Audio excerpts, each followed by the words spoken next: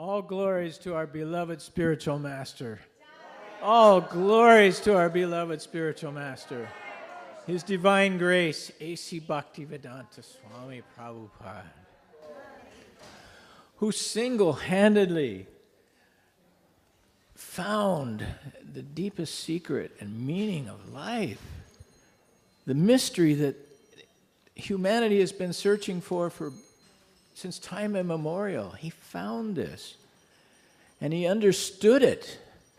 It was confined to a handful of people on this planet, and he delivered it to the entire world. He is the man who has saved this world. He is the one man in history who has done this. Our appreciation, we can't begin to express how he has saved entire humankind. The world is saved because of Prabhupada.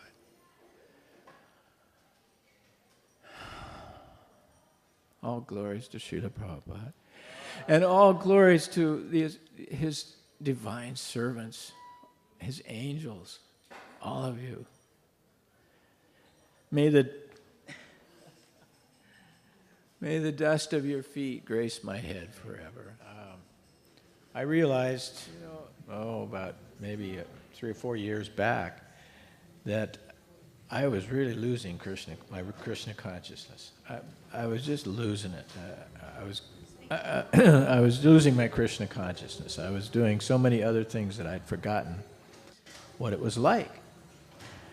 And then I got very ill. I got very sick, and I had to take these heavy drugs that kept me at home for nearly a year.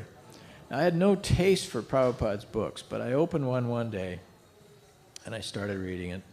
I said, wait a minute, I have to start all over again. I have to go back to Srimad Bhagavatam and start reading it from the first chapter.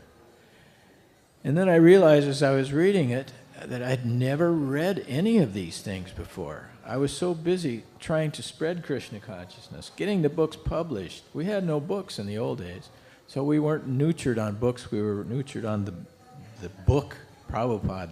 He was the book. The person Bhagavatam was our instruction.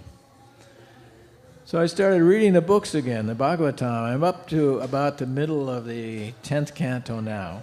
And I noticed a few weeks ago, I was about halfway into the first volume of it, and the tone started changing. It was like, wow, there's not very many commentaries, and the flavor of Prabhupada isn't there. And then I went back to the introduction and read, well, Prabhupada passed away before he finished the 10th canto, so his students wrote the rest. And Prabhupada's lost. The flavor of Prabhupada was lost in the rest of it. Of course, 10th canto is 10th canto. The juice is there, but the flavor of Prabhupada in the juice is gone a little bit. The mystic opulence. I don't know what it is, but when you read Prabhupada, his purports and his translations, they're different than any other writer. So I agree, you can't change these. You can't change this. Whatever he said in the beginning is there. And he said, this is a book called Krishna Book. I've been working on it for years, and they've got it all set now, and here are the paintings. And I was looking at them, wondering, oh, this is really nice. And he said, I want you to ask George to print this for us.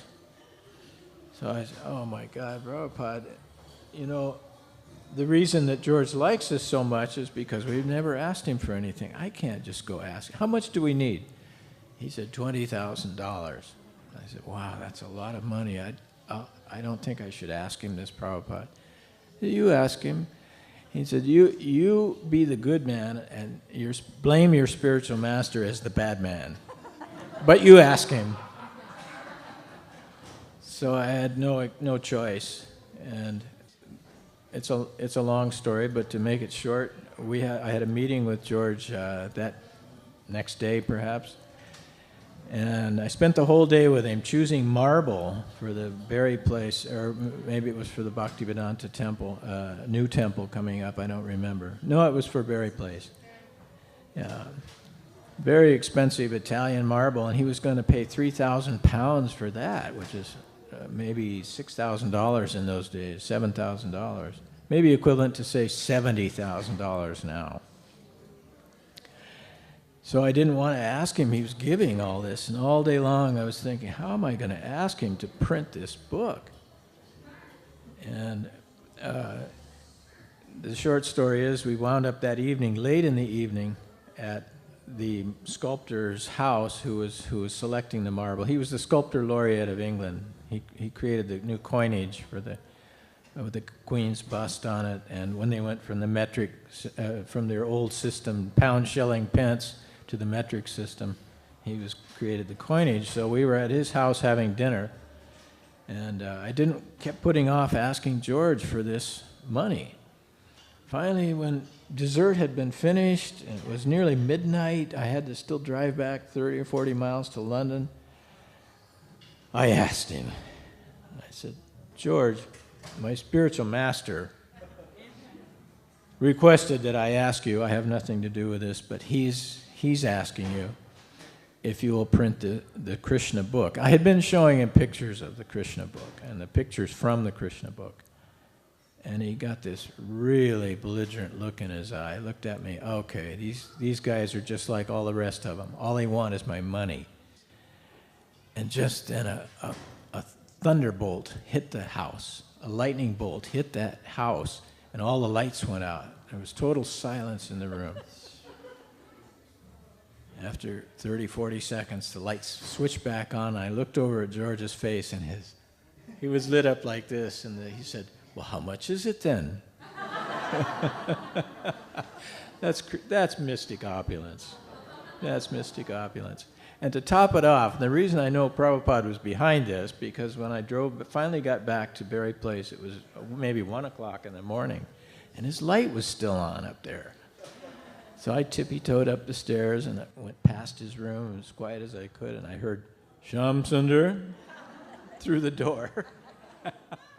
I opened the door a little bit and peeked in, and he had this huge smile on his face. And he said, I told you that Krishna would help you. He knew. He already knew.